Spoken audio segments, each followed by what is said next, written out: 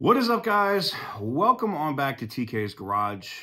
I really don't like making these videos, but I talked with a couple of my sources at Stellantis today, dealing with something previous that you would have saw with one of the brands possibly being listed for sale to another auto manufacturer that's not Chinese. I've already published that video here for you on the channel. The other news that I did get in has to deal with the Sterling Heights assembly plant. Now, we've all seen in the last, 3 months, 2 months, that we knew that the layoffs were coming at Warren, right? We knew that they had some layoffs at Stamping, Warren at Stamping, and a couple other facilities. We've seen Toledo, we've seen, Jefferson and Mack, and we haven't seen a lot at Sterling Heights. There has been some, but this is another blow. I think it's like death by 1,000 cuts for the workers, right? It's literally every week. Like, I challenge you to go back over the last 3 months and look for the news every week that somebody else hasn't been indefinitely laid off, i.e. fired.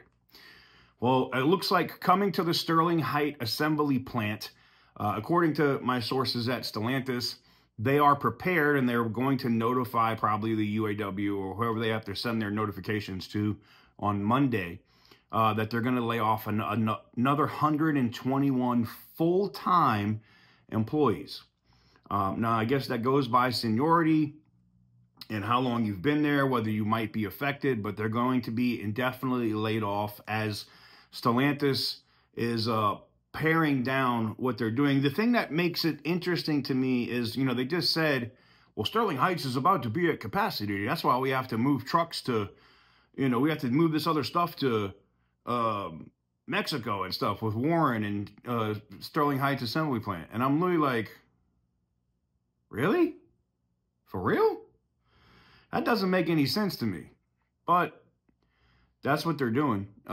They're cutting 121 full-time employees. These are not temps.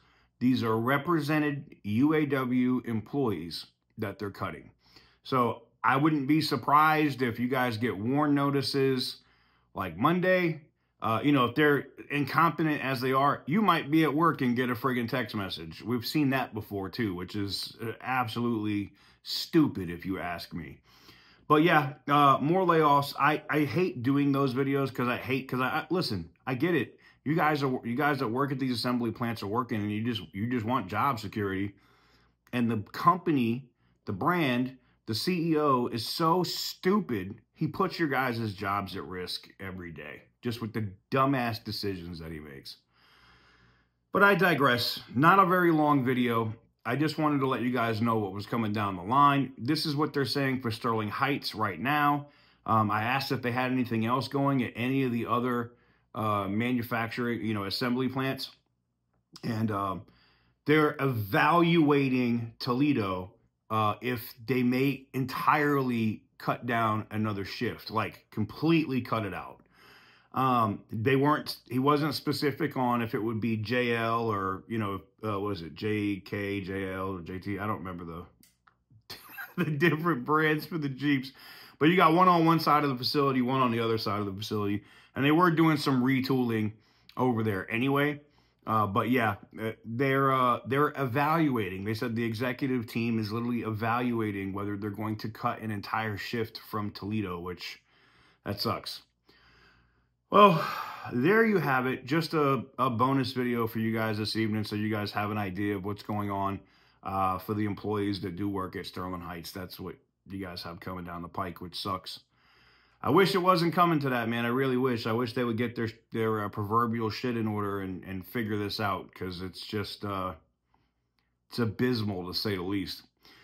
Let me know what you guys think in the comment section down below. Give the video a big thumbs up if you like what I do. Hit the subscribe button if you haven't already. And as always, stay petty, my friends.